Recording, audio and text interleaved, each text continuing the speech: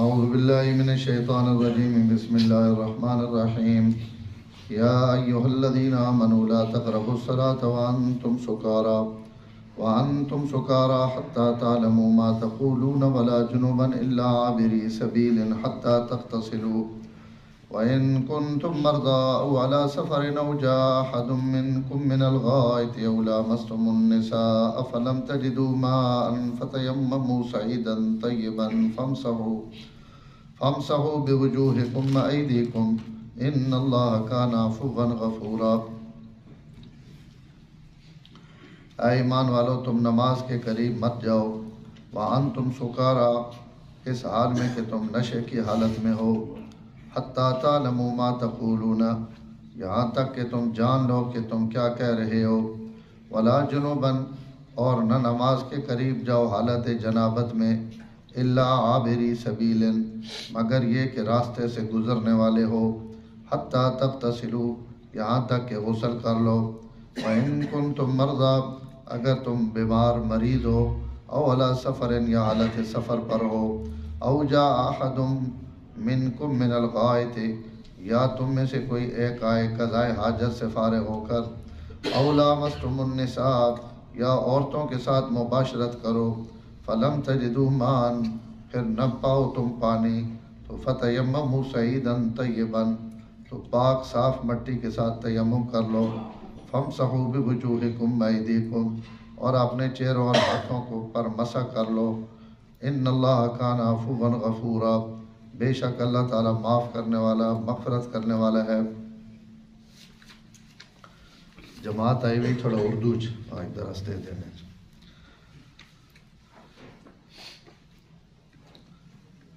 سورۃ النساء چونکہ بہت سارے مسائل اور احکام پر مشتمل ہے، اور اللہ تعالیٰ اس میں معاشرتی اور خانگی اور حلت اور حرمت، جائز ناجائز کے بہت سارے مسائل کا تذکرہ ہے، تو اس آیت کے اندر بھی اللہ تعالیٰ، یہ بھی احکام کی آیت ہے، اور اس میں 2-3 احکام اللہ تعالیٰ نے ارشاد فرمائے۔ سب سے پہلا حکم شراب کے متعلق ہے، اور وہ اسلام کے اندر اللہ تعالیٰ نے بڑی سہولت اور بڑی آسانی رکھی ہے۔ کوئی حکم دینے سے پہلے یا اس کے لیے ذہن سازی کی جاتی ہے، آدمیوں کو تیار کیا جاتا ہے کہ جو حکم آ رہا ہے اب اس کو مضبوطی کے ساتھ پکڑ لو، یا پہلے چھوٹے چھوٹے احکام اور سہولت کے احکام دیے جاتے ہیں، جب ذہن پختہ ہو جائے اور آدمی ذہنی طور پر تیار ہو جائے تو پھر بڑا حکم اور آخری حکم اللہ تعالیٰ اور نازل فرماتے ہیں۔ عام طور پر یہی عادت ہے قرآن مجید کی۔ تو اس آیت کے اندر بھی اللہ تعالیٰ نے شراب کی ایک مضرت کو یا ایک نقصان کو یہاں بیان کیا ہے کہ بھائی شراب اچھی چیز چونکہ نہیں ہے، لیکن یہ عربوں کی گھٹی میں تھی، تو ایک دم عربوں کو کہو کہ شراب چھوڑ دو تو یہ بالکل ایک ناممکن بات تھی۔ تو اس لیے 3 آیتیں ہیں قرآن مجید میں شراب کے متعلق۔ پہلے اللہ تعالیٰ نے یہ آیت اتاری کہ بھائی نماز کے قریب جب جا رہے ہو تو اس وقت شراب مت پیو۔ پھر دوسرے پارے میں ایک آیت ہے جو اس سے بعد اتری ہے، اس میں اللہ تعالیٰ نے فرمایا کہ بھائی شراب اور جوئے میں نفع بھی ہے اور نقصان بھی ہے، لیکن نفع کم ہے، نقصان زیادہ ہے، گناہ زیادہ ہے، نفع کم ہے۔ تو اس پر بھی بہت سارے لوگوں نے شراب چھوڑ دی۔ اور تیسری آیت جو آگے حرمت والی ہے، وہ 7ویں پارے میں اللہ تعالیٰ نے پھر فرمایا کہ یہ تو سب حرام اور ناپاک چیزیں ہیں، تم ان سے بچو۔ بلکہ خود صحابہ اکرام حضرت عمر نے حضور سے کہا کہ یا رسول اللہ کوئی شراب کے متعلق واضح اور صاف حکم آنا چاہیے، یہ ہمیں سمجھ نہیں آ رہا کہ کبھی نماز کے وقت اور کبھی نفع اور نقصان دونوں کا ذکر کیا گیا ہے، تو کوئی ایسا شافی اور وافی حکم آ جائے کہ ہمیں سمجھ آ جائے کہ شراب کے بارے میں اللہ کا قانون کیا ہے، تو اس پر پھر اللہ نے شراب کو حرام کیا۔ تو اس آیت کے اندر اللہ نے شراب کو بالکل منع نہیں کیا، لیکن نماز کے اوقات میں منع کر دیا، اور اس کے پیچھے بھی وجہ ہے۔ ترمذی شریف میں اور مستدرک حاکم کی روایت ہے کہ حضرت عبد الرحمن ابن عوف نے کوئی شادی کی تو انہوں نے چھوٹی سی ولیمے کی دعوت رکھی، تو اس میں آپ نے خاص دوستوں کو انہوں نے بلایا، تو دعوت جب کھا چکے تو دعوت کے اندر شراب کا بھی انتظام تھا، چونکہ آرام نہیں تھی تو سارے پیتے تھے۔ بہت کم لوگ تھے جنہوں نے زمانہ جاہلیت میں بھی شراب نہیں پی، اس لیے حضرت ابو بکر کا نام لے سکتے ہیں، حضرت عثمان کا، اور خود حضور صلی اللہ علیہ وسلم نے بھی کبھی شراب کو ہاتھ نہیں لگایا، نبوت سے پہلے بھی اور نبوت کے بعد تو ممکن ہی نہیں ہے۔ تو اللہ تعالیٰ نے کچھ لوگوں کو اس سے بچا رکھا تھا، نہیں تو شراب سے بچنا یا چھوڑنا مشکل، عربوں میں اس کا بہت زیادہ۔ تو ہر دعوت کے بعد جیسے ہمارے یہاں کولڈ ڈرنک ہوتی ہے اور بوتلیں ہوتی ہیں، جوس ہوتا ہے، تو اس زمانے میں شراب، تو حضرت عبد الرحمن بن عوف نے بھی اس کا اہتمام کیا اور مغرب سے پہلے جو ہے وہ دعوت کھلا دی کہ بھائی پھر واپس ہو جاؤ تاکہ روشنی میں۔ تو اب مغرب کی نماز کا وقت آ گیا، تو جب نماز کے لیے بڑھایا آگے تو حضرت علی کو کہا کہ آپ نماز پڑھائیں، تو حضرت علی رضی اللہ تعالیٰ عنہ نے مغرب کی نماز میں سورۃ کافرون پڑھی، قل یا ایھا الکافرون لا اعبد ما تعبدون۔ اب یہ لا اعبد کی جگہ پڑھ دیا اعبد ما تعبدون، تو ترجمہ زمین آسمان کا فرق ہو گیا۔ اللہ کہہ رہا ہے کہ کہو کہ میں عبادت نہیں کرتا جن کی تم عبادت کرتے ہو، اور لا ہٹا دو تو ترجمہ ہے کہ میں پوجتا ہوں ان خداؤں کو جن کو تم پوجتے ہو۔ تو ظاہر ہے یہ تو بالکل ترجمہ بھی بدل گیا، اور جان بوجھ کر اس طرح پڑھو تو نماز بھی ٹوٹ جاتی ہے۔ اب نشے میں حضرت علی نے اس طرح پڑھ دیا، اب جب سلام پھیرا تو پیچھے جن کو سمجھ آئی انہوں نے کہا یہ کیا، تو آپ نے غلط پڑھا ہے۔ تو اس میں گوئیاں اور آپس میں جب یہ بات اور گفتگو ہوئی تو اس پر اللہ تعالیٰ نے یہ آیت اتار دی کہ آج کے بعد نماز کے اوقات میں شراب کے قریب نہیں جانا اور تم نے نہیں پینی۔ تو اس آیت پر بھی بہت سارے لوگوں نے شراب چھوڑ دی، انہوں نے کہا زور سے پہلے نہ پئیں، زور کے بعد نہ پئیں، آگے فوراً عصر ہے پھر عصر کے وقت نہ پئیں، پھر عصر کو پیے تو مغرب نہیں پڑھ سکتے تو اب مغرب کی نماز کا وقت آ جائے گا۔ تو اس طرح جو سمجھدار آدمی تھے وہ سمجھ گئے کہ یہ تو کوئی پسندیدہ چیز نہیں ہے، اگر یہ پسندیدہ چیز ہوتی تو اللہ نماز کے ٹائم اس سے منع نہ کرتے، تو بہت سارے لوگ اسی پر شراب سے رک گئے۔ لیکن اصلی حرمت جب آئی تو اس کے بعد تو پھر مکمل وہ آ گئی حرمت، تو صحابہ اکرام نے اس کو ترک کر دی۔ تو پہلا حکم اس آیت میں یہ بیان ہوا ہے، اور اس کے بعد اللہ تعالیٰ نے فرمایا کہ نماز کے قریب ایک تو تم نے نشے کی حالت میں نہیں جانا، اور دوسرا اس وقت بھی نماز کے قریب نہیں جانا جب تم حالت جنابت میں ہو، کہ اگر آپ جنبی ہو گئے ہیں، احتلام ہو گیا ہے یا میاں بیوی کی قربت ہو گئی ہے، تو حالت جنابت چونکہ یہ حدث اکبر ہے، بڑی جنابت ہے، بڑا حدث ہے، اور اس سے پورا جسم متاثر ہوتا ہے جس وقت اس کا خروج ہوتا ہے جسم سے، تو اس لیے اللہ تعالیٰ اس بڑے حدث پر تو حکم دیتے ہیں کہ غسل کرو اور نہاؤ، اور جو حدث اصغر چھوٹا حدث ہے، پیشاب پخانہ، اور اس کی ضرورت بھی زیادہ ہوتی ہے اور دن میں پتہ نہیں کتنی دفعہ ہوتی ہے، اگر ہر حدث پر غسل فرض کر دیا جاتا تو امت مصیبت میں پڑ جاتی۔ تو جو روزمرہ کا کام ہے اس کے لیے چھوٹا حکم دے دیا کہ بھائی وضو کر لو تاکہ تم پاک ہو جاؤ، اور یہ وضو بھی بالکل اللہ تعالیٰ کا ایک الگ حکم ہے، اس کو علماء اور طلباء کی اصطلاح میں امر تعبدی کہا جاتا ہے کہ بس اللہ کا حکم ہے ہم اس کو پورا کرتے ہیں، نہیں تو وضو کا اور وضو ٹوٹنے والی جگہوں کا تو آپس میں کوئی تعلق نہیں ہے، ہوا کہیں سے خارج ہو رہی ہے اور نقض وضو کہیں سے ہو رہا ہے، اور وضو میں اس کو دھونے کا حکم ہی نہیں ہے، بلکہ 4 اعضاء دھو لو، ہاتھ دھو لو، منہ دھو لو، مسح کر لو پاؤں، تمہارا پورا جسم پاک ہو جائے گا۔ تو یہ اللہ کا خصوصی احسان اور مہربانی ہے، تو انہوں نے جو زیادہ پیش آنے والی چیز ہے اس کے لیے وضو دے دیا، اور جنابت چونکہ کبھی کبھی پیش آتی ہے، کسی وقت پیش آتی ہے، تو اس کے لیے غسل کا حکم۔ تو فرمایا جب تم غسل کی ضرورت میں ہو تو اس وقت بھی تم نماز کے قریب مت جاؤ، یعنی نماز پڑھنا تمہارے لیے جائز نہیں ہے۔ ہاں اگر تم حالت سفر میں ہو یا تم نے صرف مسجد سے گزرنا ہے تو اس وقت تم تیمم کر لو، اور اس طریقے پر بیمار ہو تب بھی یا سفر پر ہو تب بھی تمہیں یہ سہولت ہے۔ یا کوئی آدمی پیشاب پخانہ کر کے آئے یعنی حدث اصغر، اور یا عورتوں کے ساتھ مباشرت کر کے آئے حدث اکبر، تو دونوں صورتوں میں اگر پانی نہیں مل رہا تو تیمم کر لیں۔ اور یہ آیات بھی تیمم والی بھی یہ حضرت عائشہ صدیقہ رضی اللہ تعالی عنہا کے اس ہار کے گم ہونے پر جب صحابہ اکرام رکے اور تلاش کیا ہار، اور نماز کا وقت جا رہا تھا تو سب پریشان بھی ہوئے کہ ہماری جو نماز گئی۔ حضرت ابوبکر صدیق نے حضرت عائشہ کو ڈانٹا بھی کہ تیری وجہ سے سارا قافلہ بھی رکا ہوا ہے اور تیری وجہ سے سارے مصیبت میں پڑ گئے، تو تو نے ہار پر نگرانی نہیں کی، سنبھالا نہیں۔ اب حضور سو رہے تھے حضرت عائشہ کی گود میں، حضرت ابوبکر مارنا چاہتے تھے، اب مارتے بھی نہیں تھے کہ آپ جاگ جائیں گے، تو ایسے ان کی پہلو میں تھوڑا سا کچوکا سا لگایا۔ تو حضرت عائشہ فرماتی ہیں کہ میں ڈانٹ سہتی رہی لیکن میں نے حرکت نہیں کی کہ کہیں حضور جاگ نہ جائیں۔ اور یہ بھی باپ بیٹی کو اعزاز حاصل ہے، کبھی باپ کو سانپ ڈستا ہے تو وہ حرکت نہیں کرتے کہ میری گود میں حضور سو رہے ہیں، اور کبھی بیٹی کو باپ مار رہا ہے یا مارنا چاہتا ہے تو بیٹی حرکت نہیں کرتی کہ میری گود میں حضور سو رہے ہیں۔ تو یہ حضرت عائشہ کے اس پر اللہ نے جب یہ آیات اتاری کہ بھائی ہار تلاش کرو، اور ہار تلاش کرتے ہوئے اگر تمہیں دیر ہوتی ہے، تاخیر ہوتی ہے، کوئی مسئلہ بنتا ہے تو حل پانی کا ہم نکال لیں گے۔ اور بقول ہمارے مولانا جنگوی شہید رحمہ اللہ، وہ یہ عہد پڑھتے تھے تو فرماتے تھے اللہ نے صحابہ کو کہا ہار تلاش کرو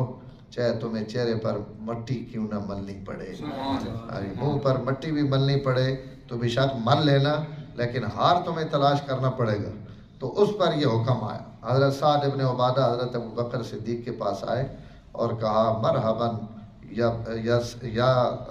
ابا بکر، اے ابو بکر آپ کو مبارک ہو اور خوشخبری ہو آپ کے لیے کہ آپ کی وجہ سے یہ پہلی دفعہ ایسے نہیں ہوا بلکہ پہلے بھی کئی دفعہ آپ کے گھرانے کی وجہ سے اس امت کو بڑی سہولتیں ملی۔ اب یہ تیمم کا حکم تو قیامت تک کے لیے آ گیا اور قیامت تک کے لوگوں کو اللہ نے ایک سہولت دے دی، لیکن اس سہولت کی وجہ بنی ہے حضرت عائشہ۔ تو حضرت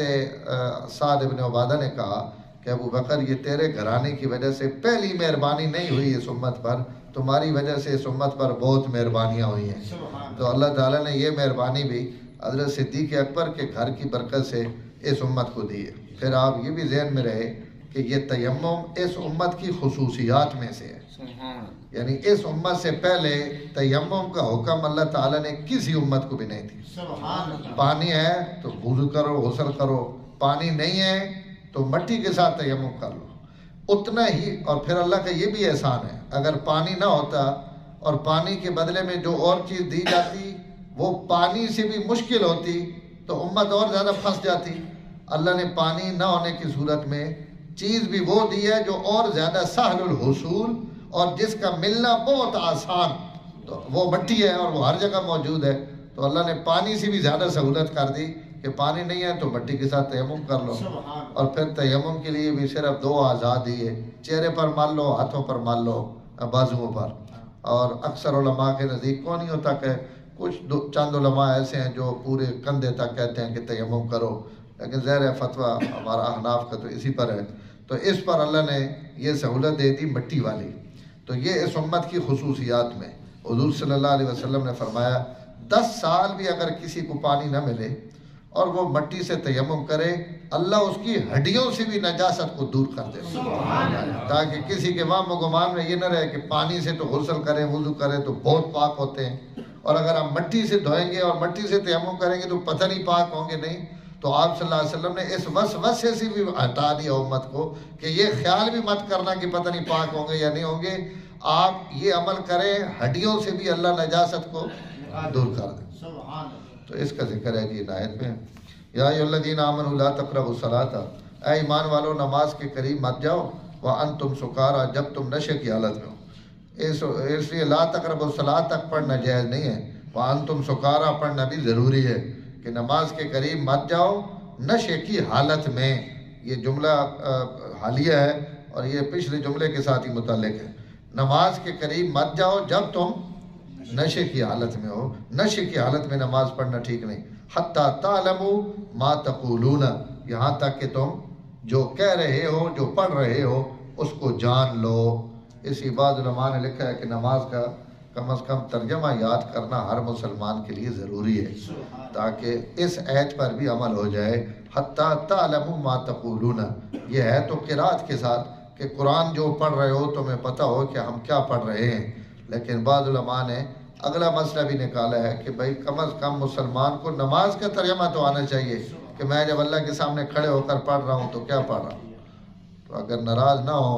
تو ابھی اگر دعائے قنوت کا ترجمہ کسی ساتھی سے سن لیں تو انشاءاللہ کسی کو بھی نہیں آئے گا، اللہ ماشاءاللہ کوئی بہت خوش نصیب ہو، تو نہیں تو نخلا ہو اور نحفظ ہو، ساری زندگی نہیں ترجمہ یاد ہوتا۔ تو نماز ہے، کم از کم نماز کا ترجمہ آدمی کو یاد ہونا چاہیے کہ میں جو پڑھ رہا ہوں، ثنا پڑھتے ہوئے یہ زندگی گزر گئی، لیکن سبحانک اللہم ثنا کا ترجمہ بھی نہیں پتہ، اتحیات کا ترجمہ نہیں پتہ، اور دعائیں جو پڑھتے ہیں تو خاص طور پر پھر دعائے قنوت ہے، جنازہ ہے، تو کوشش کرنی چاہیے تھوڑا سا سوشل میڈیا سے موبائل چو ہٹ کے نا یہ ٹائم بھی وچوں کٹ کے کرو یاد کرنے والا۔ لا تقربوا الصلاۃ وانتم سکارا حتی تعلموا ما تقولون، جو کہہ رہے ہو وہ جان بھی لو کہ میں کیا کہہ رہا ہوں۔ ولا جنوبا، لا تقربوا الصلاۃ جنوبا، نماز کے قریب مت جاؤ حالت جنابت میں، الا عابری سبیل، ہاں صرف راستہ گزرتے ہوئے تم نماز یعنی محل نماز مسجد کے قریب سے گزر سکتے ہو۔ عابری سبیل کے دو مطلب ہیں، ایک یہ کہ تم مسافر ہو، سفر کی حالت میں ہو تو تمہیں اجازت ہے کہ تم حالت جنابت کے اندر بھی مسجد کے اندر سے، یا تمہیں وہاں سے کیا نام ہے تیمم کی اجازت ہے کہ غسل کر لو، اور اس کی کیونکہ عام طور پر تیمم کی اجازت گھر میں بھی ہے، لیکن یہ اجازت اس لیے کہہ رہے ہیں کہ عام طور پر سفر میں پانی نہیں ہوتا اور پانی کی قلتیں زیادہ سفر میں پیش آتی ہیں۔ تو عابری سبیل کا ایک معنی ہے مسافر سفر، اور دوسرا عابری سبیل کا معنی ہے مسجد سے گزرنا۔ صرف گزرنے کے لیے اگر آپ نے گزرنا ہے تو آپ مسجد سے حالت جنابت کے اندر بھی گزر سکتے ہیں تیمم کر کے، تو آپ کو اس کے لیے اجازت ہے۔ یا مسجد کے اندر آدمی سویا ہوا ہے اور احتلام ہو گیا یا غسل کی حاجت ہو گئی ہے، گزرنا ہے، یا اور کوئی راستہ نہیں ہے مسجد سے گزر کر غسل خانوں تک جانا ہے، تو فرمایا اس گزرنے کی تمہیں اجازت ہے، تیمم کر لو۔ لیکن زیادہ راجح سفر عابری سبیل، اگر تم مسافر ہو تو تمہیں اس وقت کچھ گنجائش ہے، تو یہ پھر جو قید ہوگی سفر والی، یہ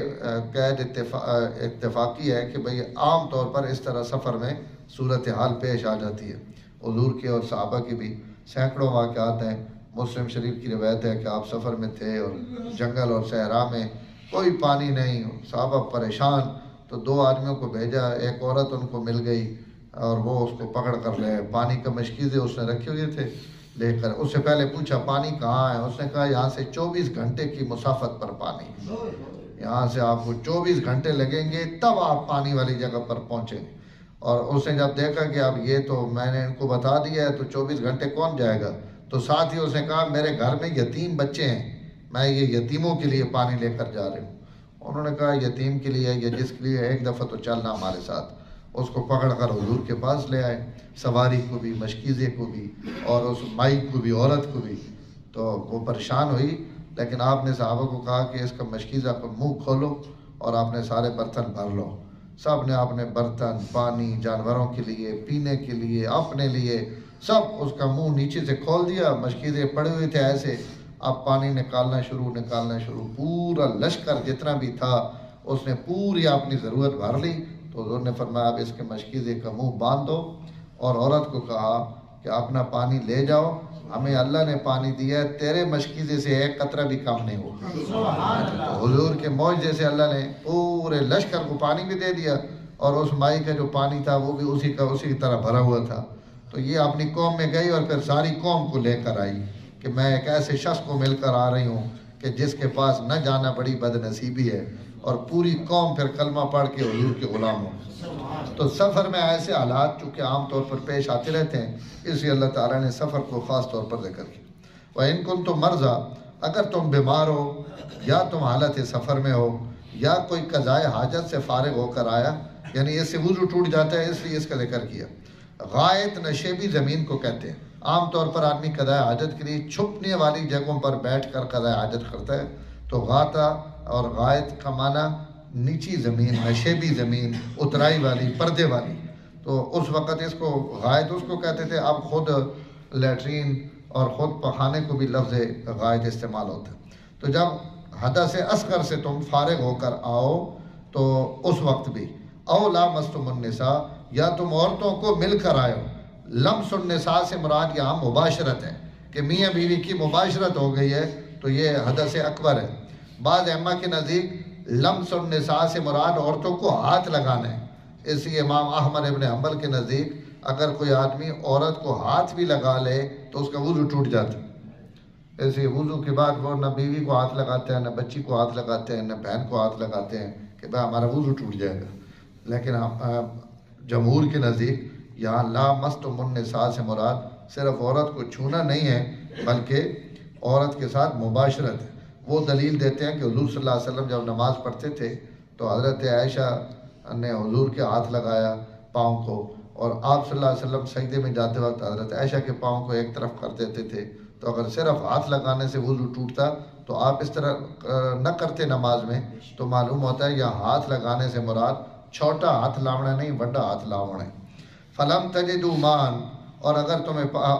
ان تمام صورتوں میں تمہیں پانی نہیں مل رہا تو فتیمموا صعیدا طیبا، تو پاک مٹی کا تیمم کا ارادہ کرو. تیمم کا خود معنی بھی ارادہ کرنا ہے، اس لیے وضو میں نیت فرض نہیں ہے، تیمم میں نیت فرض ہے. فتیمموا صعیدا طیبا، تو پاکیزہ مٹی کا تم وہ کر لو، ارادہ کرو، اس کو تیمم کر لو. فامسحوا بوجوہکم وایدیکم، اپنے چہروں اور ہاتھوں کو مل لو. ان اللہ کان عفوا غفورا، اللہ تعالیٰ بخشنے والے اور مغفرت کرنے والے.